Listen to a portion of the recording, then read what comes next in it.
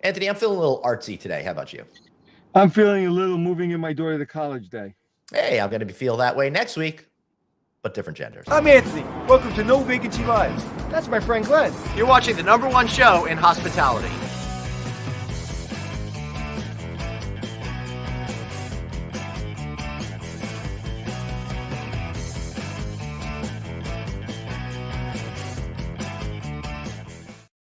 Hey, everyone. Welcome to No Vacancy Live, your source for the best hotel industry news out there. Yeah, we do all of those great interviews with all of the top people in the industry. That's Anthony Melchiori. I'm Glenn Hausman. Thanks for tuning in today. Anthony, how are you, brother? Good. Moving my daughter in to college today and put all the stuff upstairs. And now I'm sitting in the parking lot talking to you. And did you say something about being a different gender next week? Well, next week, I'm moving my son into college. 2 sons, as a matter of fact. So, yeah, I didn't want to be different colleges, right? Yeah, it's crazy. It's kind of like how we have speaking gigs in different cities on separate days. You have to run from one to the other. So I'm moving one son in on Sunday and the other in on Tuesday. So did you buy a microwave, a refrigerator? Interestingly enough, I don't know what the rules are over at your daughter's school, but both my kids' schools, you have to basically rent fridges from who they say. You have to do you have to buy other stuff from who they say. I'm telling you, my kids are going to be prepared to be hotel owners going up against the brands, it seems. Wow. Yeah, we have our own refrigerator on that, and I just put in the air conditioning. Yep.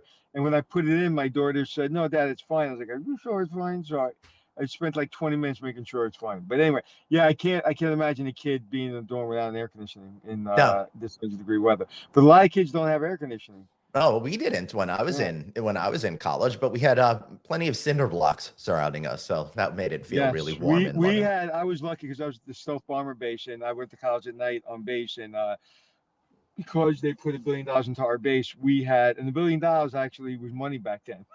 Yeah. and we had a very nice dormitory.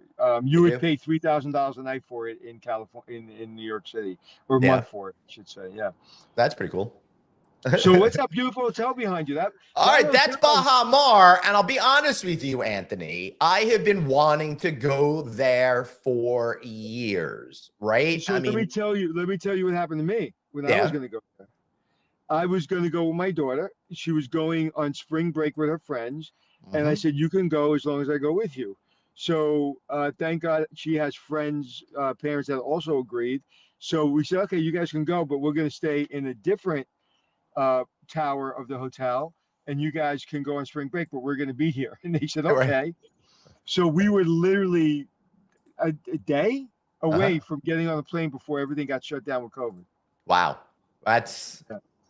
That's really unfortunate. The last time I was down by where Baha Mar is, it was just steel going up. It was still the construction phase. Yeah, I remember going by when I was going there from Penner Hotel, and it got shut down, and then it got started again. Then it got shut down, and it got started again. So, and I'll never forget when I've also visited that other property over there, and I'm like, thank goodness this Baha Mar property is going to come. It's going to make everybody in the region better.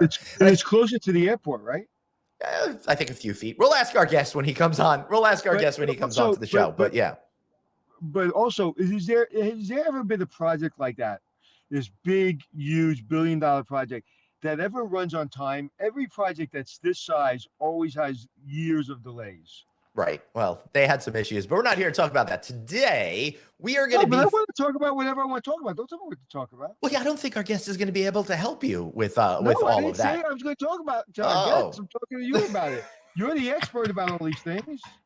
Well, yeah, there were all sorts of issues about the property open early on, which is probably why I was never able to get there. But that was complicated. That had to do with Chinese construction companies and all sorts of stuff. But I know that the country, they really expanded their airport because of this, and it really was a good catalyst for a lot of transformation. Yeah, it's a beautiful property. For the island. Beautiful property. And one of the things, though, that a lot of places fear, and I don't think the Bahamas has this fear, is that when you build these giant resorts, it doesn't really advance the culture of the country, of the jurisdiction, of the neighborhood you're in. But that is definitely not true at Baha Mar, and that's because they have someone named John Cox over there, and he's the executive director of arts and culture there. And he's been recently named Rosewood's PlaceMaker. And he's curated a collection of 100 works of art throughout Rosewood Baha Mar. Plus, he's a mixed media artist, curator, community builder, and in addition to this executive director role. So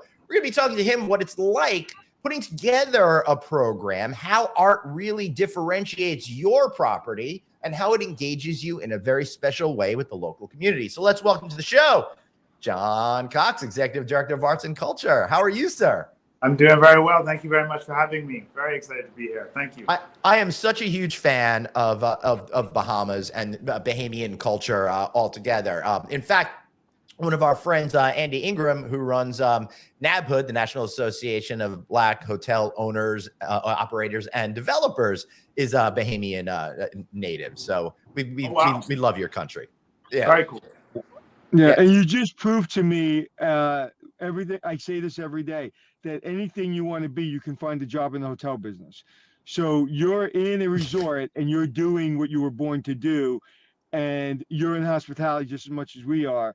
And that's what I love about this industry, and that's why I have to celebrate this industry, because I mean, look what you get to do every day in such a beautiful environment, and bring your homeland to thousands of people a night that maybe don't really know about your homeland. So fantastic. Exactly. I 100% agree with what you're saying. 100%. So, John, let's start with this. With this, what does an executive director of arts and culture do on a day-to-day basis once you've put some arts up on the wall and some incredible works of art around the property? Well, that's a very, very good question, because everybody would ask me that. I heard you guys in your intro talking about the construction phase. So I originally got my job at Baha Mar 8 years ago, and the first phase of my job was to curate the entire property. Right. So inside all the private spaces, we went through a whole matrix of just positioning literally thousands of pieces of work, reproductions and original works, literally in every room. But on a day-to-day basis, now that we've become operational, it's new. I mean, it's very, very rare that a resort would have such a multi-layered art program. So my job is pretty unique, and I think pretty unparalleled, certainly within the kind of creative industry, not just in the Bahamas, but just in general. So I'll start with this. Like, I have a team of 12 people that I work with. Seriously? Wow. Yeah, other curators, educators, people who are just got studio and gallery managers, people who work in retail. And so we have programming that we offer every single day. We have tours and experiences that people can, walk around the property and experience the work at Rosewood and at other parts of the property as well. Right. I guess it's important for people to understand Baha Mar is made up of multiple properties. There's a Rosewood, there's a Hyatt, there's the main building. Right.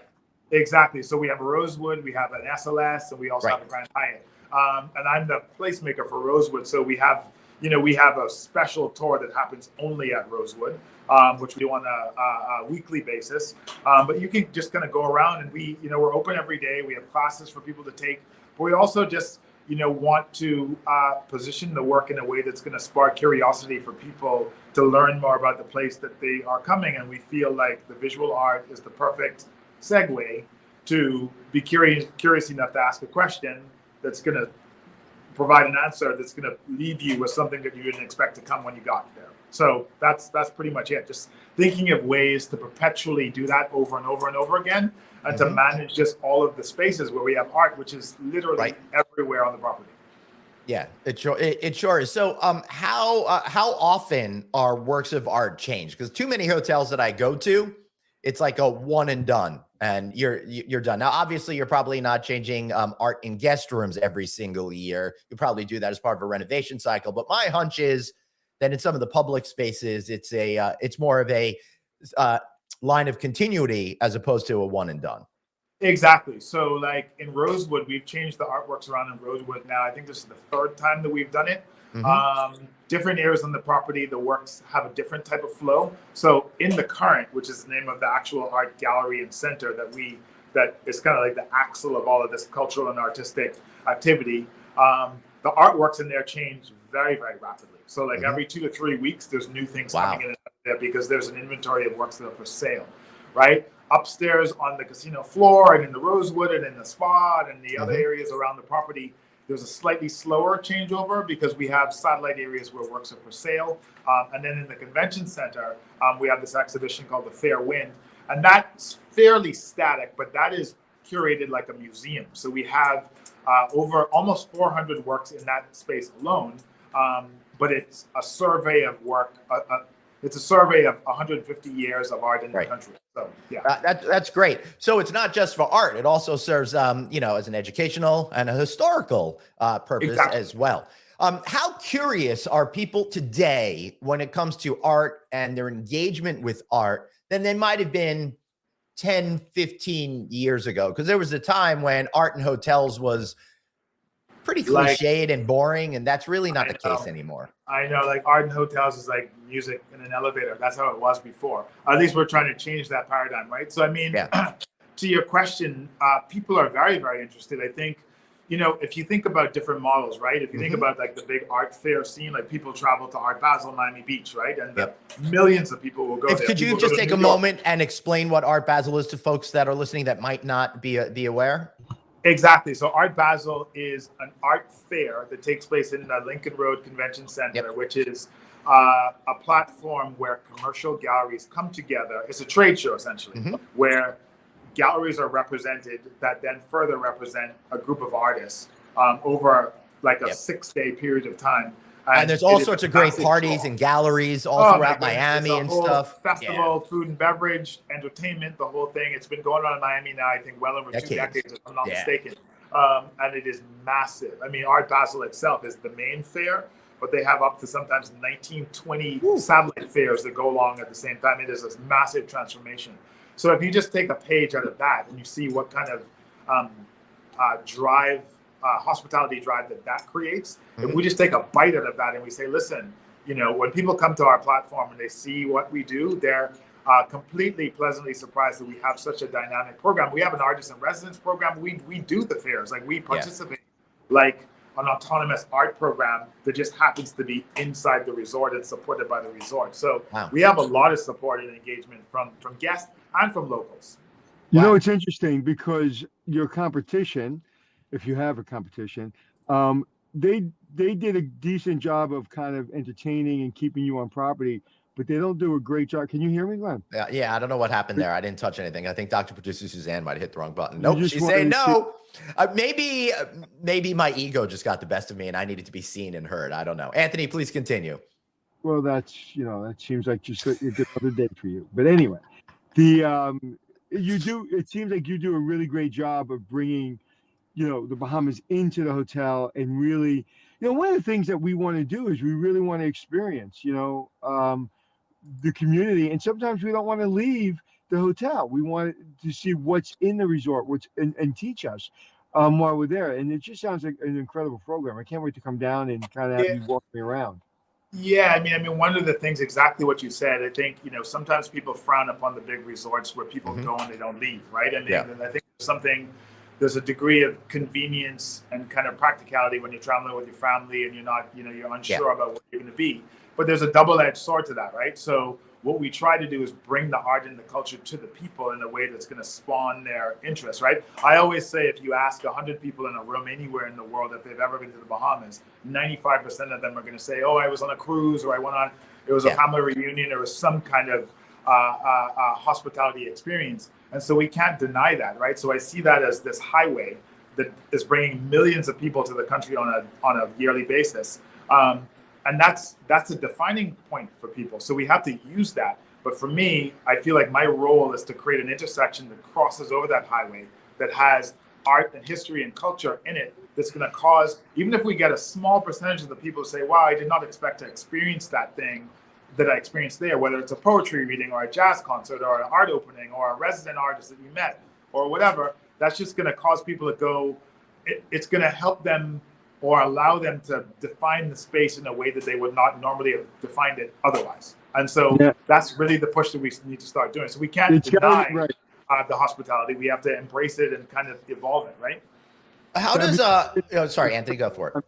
It's got to be more than hair braids and dolls, right? Because when you go down there, my daughters get their hair braided, and my daughter still has a doll since she's 1 year old, and she's 23. So, but they really don't know or learned anything about the culture of Exactly. And I think that we are super complex people. I think that, we kind of build the idea of places like in the Caribbean are built on this notion of paradise, which I think our landscape certainly supports 100%. But we want to build on that, right? Because there's interesting people who are participated not just in Bahamian development, but in kind of global and regional development as well. And I think that there's opportunities for people to kind of discover these things and discover themselves even in their vacation when they're in the Bahamas, right? So I think that's part of what we're trying to do. So how does art elevate the guest experience, either at a resort such as yours or just hotels that you've been at around the world?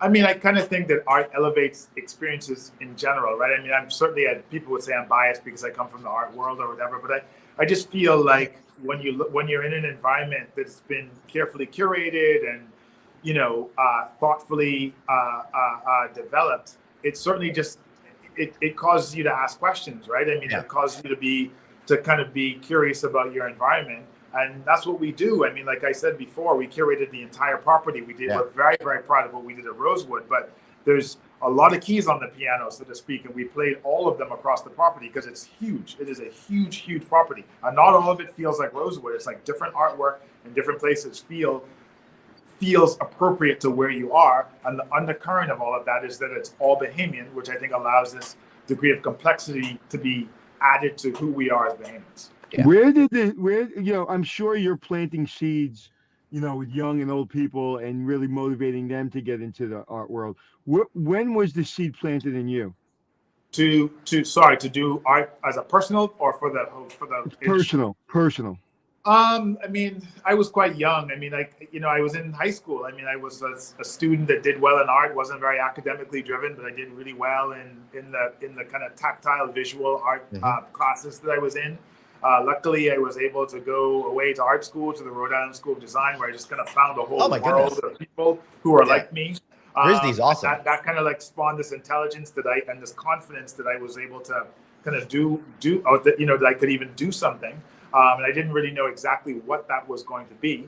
But certainly when this platform afforded me the opportunity to kind of join in with it, when I was the curator at the National Art Gallery of the Bahamas 9 years ago, I just kind of spawned, like, I'm a practicing artist, so I make work. So I come to what I do from the space of being like a studio artist, right? So I'm very practical and hands-on.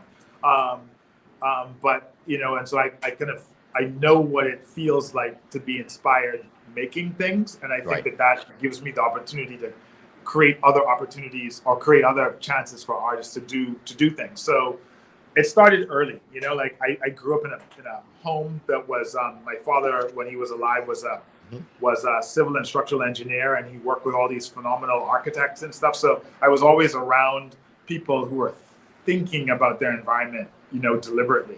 And I think that stuck with me till now.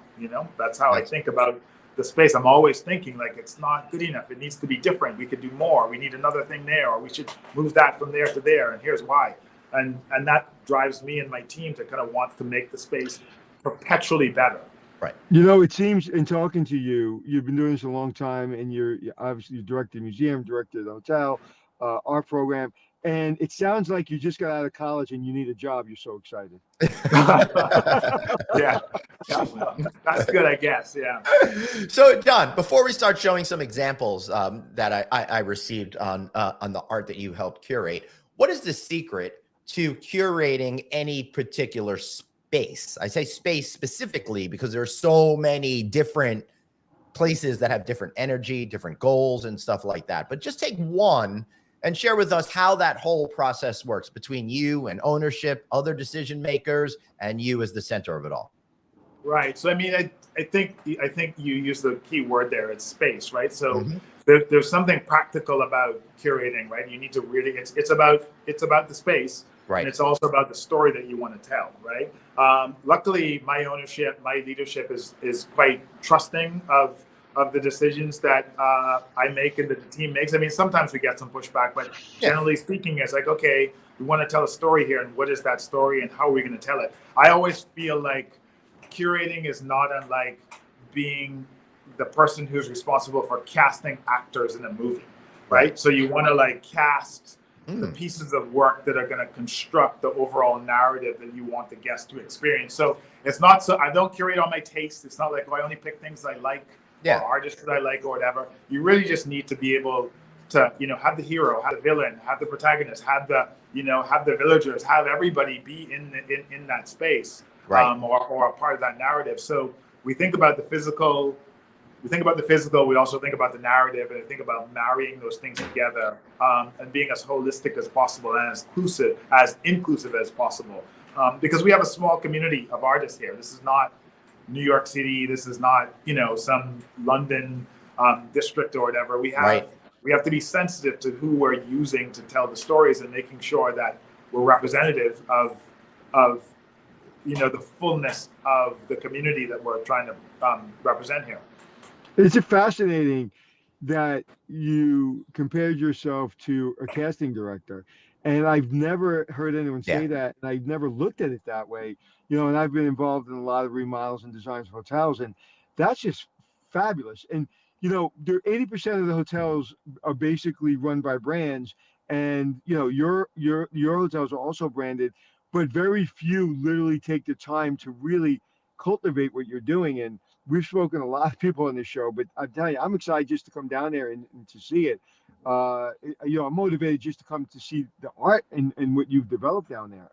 I appreciate that. No, thank you very much. Like I said, it's a wonderful opportunity, and I think the platform, you know, I can't speak emphatically, but I think that our platform is, you know, in a lot of ways unparalleled, because it is it's a very, very large platform that we're participating on a lot of different levels. You know, we still have a partnership with the National Art Gallery and with major collectors in the community. I mean, in the country, and other institutions don't have this. I mean, we have. It's not that bigger is better, because it certainly isn't. If that's the only thing that you can talk about, but just the broadness of the platform, we have some of the biggest exhibitions in the country of work in general of any other gallery. And I think that alone kind of says something, and that's just one small fraction of all of the work that we have on the property. So it's really about cultivating people's appreciation of what is there: brands, ownership, management of the brands, our associates. You know, we have 5,000 associates that work at Baha Mar. I feel like my responsibility and my team's responsibility is almost as equal to them, to say, hey, did you know that this is us? This is who we are. And we're telling the story. So when people come, you know, I'm completely flattered. Sometimes I have a security guard come run behind me and say, oh my goodness, I was on my shift in the convention center last night, and I was able to be in that room with all those works. And I had no idea that all these people were Bahamian artists. And it just warms my heart that we're able to do it on both sides of the coin.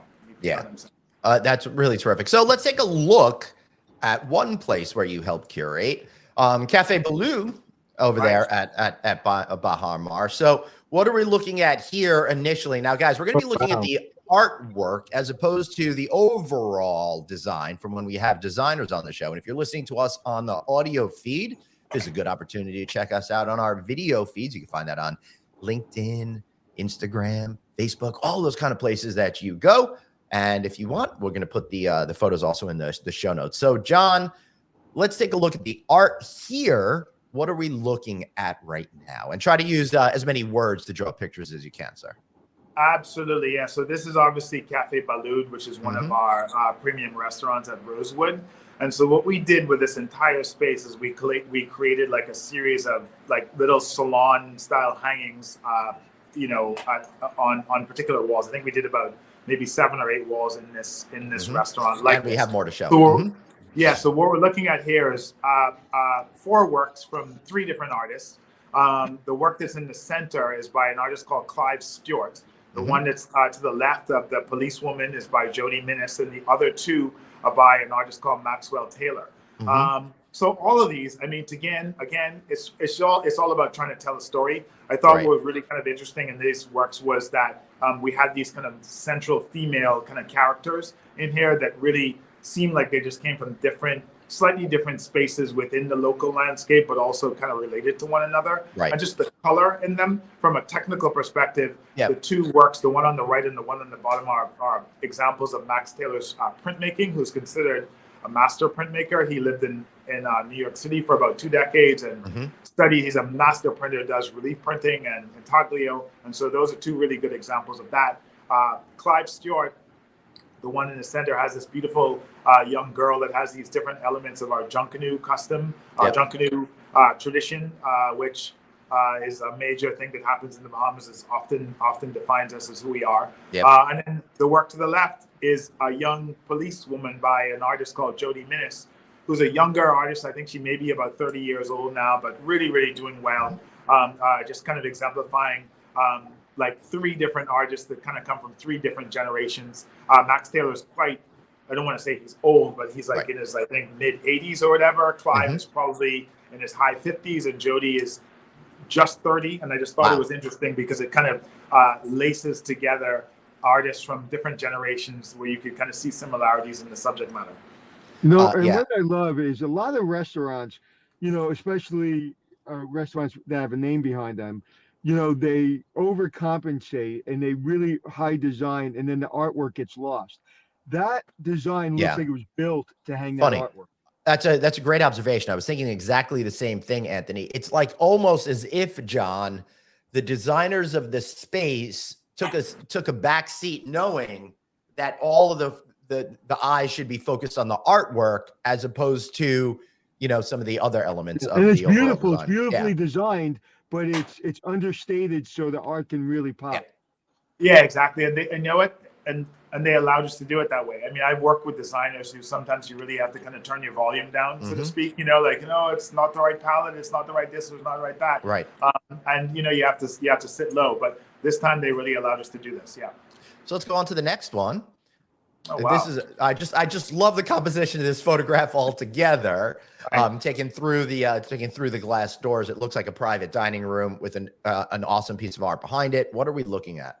Right. So this is I need to have full disclosure here. I did not plan this. Right. So that's actually my work. Oh, that's the work that I did. I will back up your disclosure and saying I communicated with the PR agency and they sent this over. So you had nothing to do with it. Exactly. So I'm seeing these for the first time, which is good. I have no problem seeing it for the first time. But this is my work. This is a piece that was inspired by a rooster. I did this early on. I think I might have still been in RISD when I did this, if I'm not mistaken. Are you serious? From the 90s or whatever. Yeah. So this is the Rum Room, which is a side private dining room in Cafe Balud. But yeah, it's just like in this like major center kind of space there. And that was at that time, that was how I was painting. Like it was really kind of like an abstractionist. I could see it, it has elements of roosters, which you find a lot in out high in some of our family islands, like just running freely in people's yards, obviously, and farms and that kind of thing. And it's just kind of a play on that. Yeah, so that's interesting. We thought that it kind of color-wise, it worked well in that space. And it kind of complemented the space well. So that's kind of where we went. Sometimes the connection is just a formal connection. Like it just needs to respond formally, color-wise, or rhythm or texture. And I think that's how we did it there. It wasn't so much of a social narrative, more of a formal connection.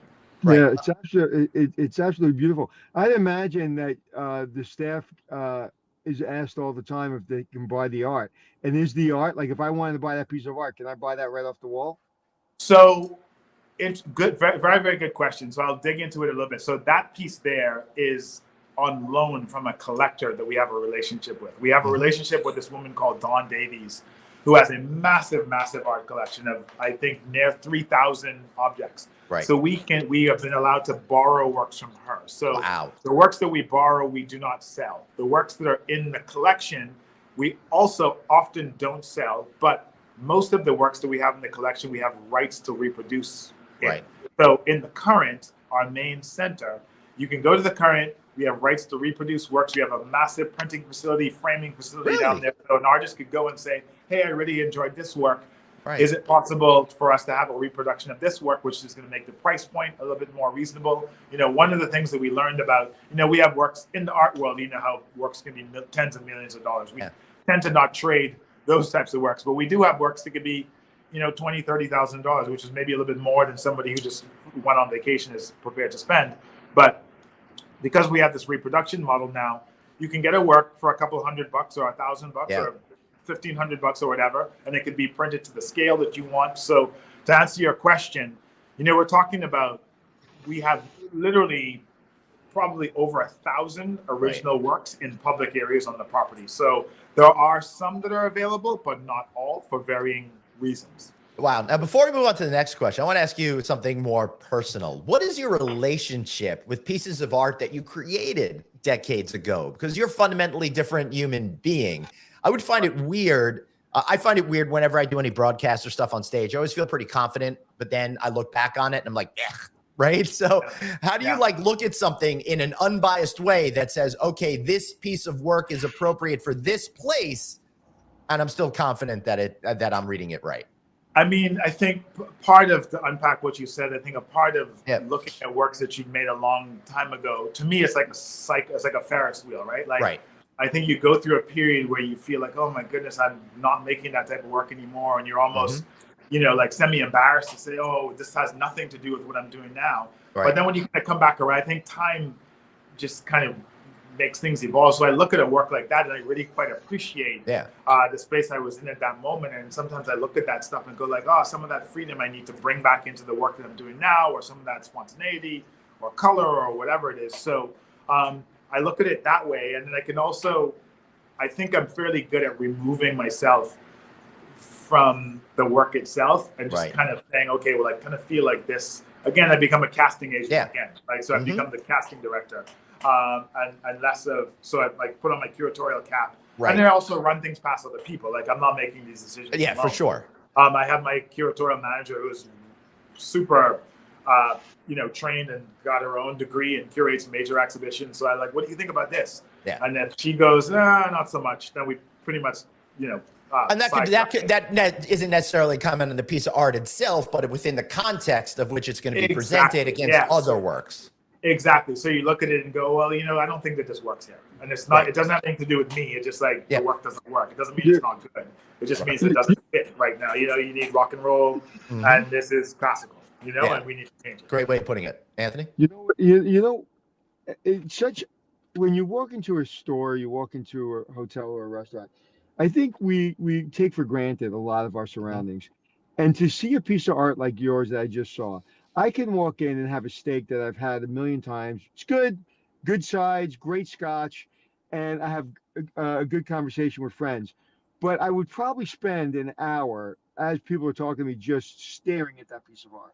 Right. And, they're so, like, it's so understated how important, and just that kind of art and that kind of detail, like you said, how is this? Is it right? Ask a person that has a master's degree in curating the art.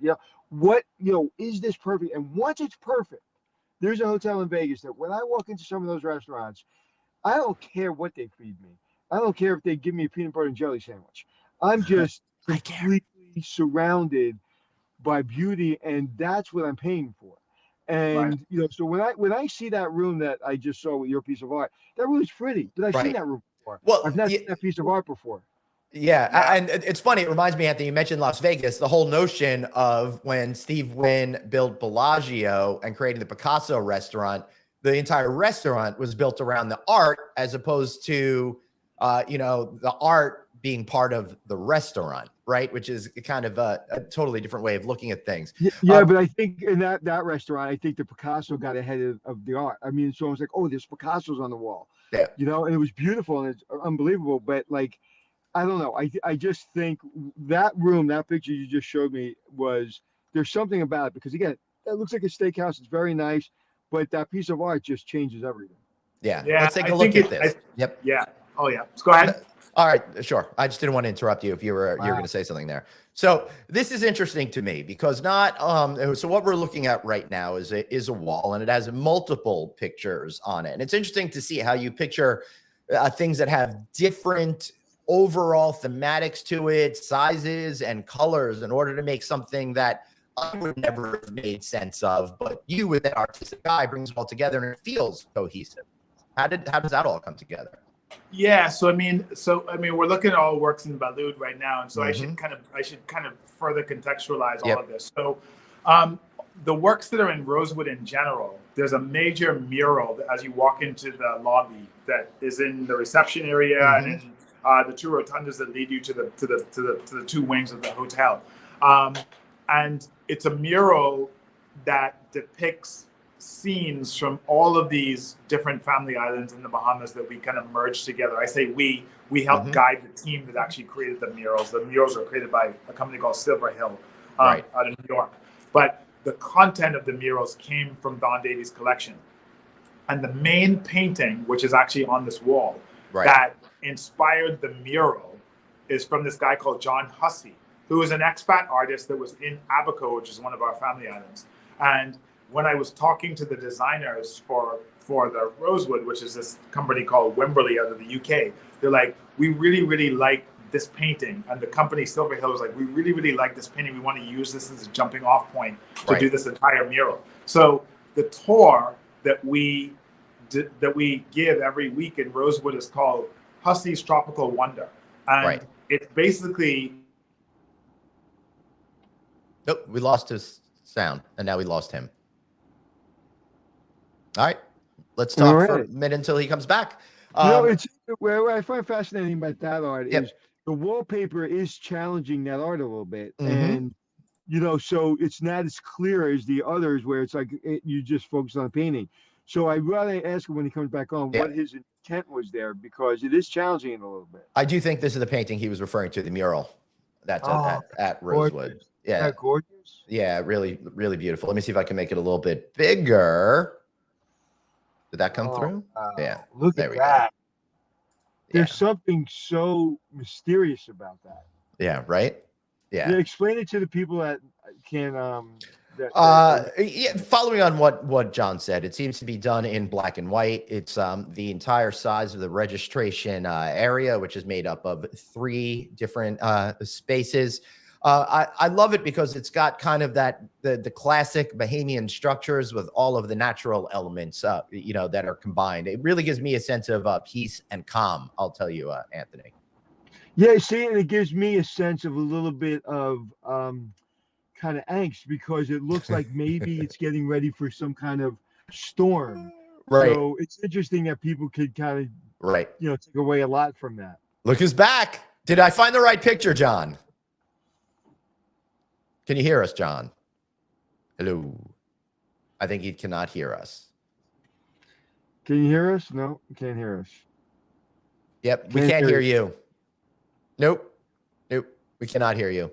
Try refreshing and coming back in if you can, and we'll see what happens when we do that. Well, we're gonna wrap up. We're gonna wrap up in a few minutes anyway. But while we're waiting for him to figure this out, I got a question for you. How do you approach art when you're helping to develop a hotel? How do you think of what the thematics is going to be, and how do you find a good partner to bring what's in your head to life? Well, 90% of it is working with a lot of people. So it's never am I the person that has the vision for the room or the concept or the hotel. It's always saying, okay, this is kind of the type of hotel we're going to work on. This is the feeling we want, and then get people who are a lot smarter. I'm really good at knowing yes or no. I'm not really good at creating it. So I'm not really good at saying this is what the space, like this is what the space should feel like. What does it look like, and how do you represent that? I'm not good at that, but I'm really good at knowing this works or doesn't work. Like that's why I can go in and know immediately if it works or not. Let's give it one more time. John, can you hear us? Can we hear you? We cannot hear you. No. Yeah, for some reason we can't hear you. All right. Okay. Well, John, thank you. We'll see you later.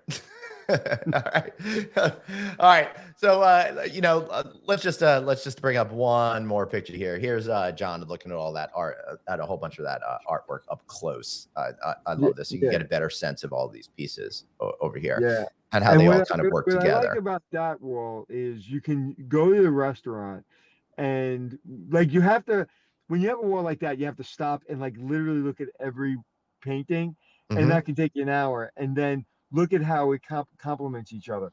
So that's a very interesting wall. Like if I had a restaurant, I'd love that. But if I had a restaurant, my OCD would just get the better of me. Yeah, for sure. All right. Let's see if we can, let's give him one more shot so we can say some goodbyes and stuff like that. Can you hear us at all? Can we hear you? No. All right. We'll get you. John, you know what? we love you. John. We love you, and we're gonna get ourselves down there, and we'll do something like this in person. Maybe we could do like a walking tour and film that with you or something. You know, and I love your enthusiasm. Yeah. I love his enthusiasm. I love his, it's like almost like childlike kind of enthusiasm. Yeah. That again, when people are doing this for 20 and 30 years and still have that insane creativity and just curiosity and his ability to work with others, I just love that. Yeah, I do too. You know what else I love? I love when people listen to us on audio, and you can do so at Apple Podcasts, iHeartRadio, Stitcher, wherever you get your shows. We are there. And if you're listening to us on audio, this would be a great day to go ahead and look at video and see some of this incredible artwork that Mr. Cox has curated and put together, including by coincidence, a work of his own. So check us out wherever you like to watch social media. We are there. Final thoughts? No, sir. I just can't wait to get down to that resort. Yeah, me neither. It's really been on my bucket travel list for years now to go check out that place. All right, everybody. We'll see you back here next week. And remember, you've got one life, so blaze on and be kind to yourself. See you later. And don't talk over the graphic.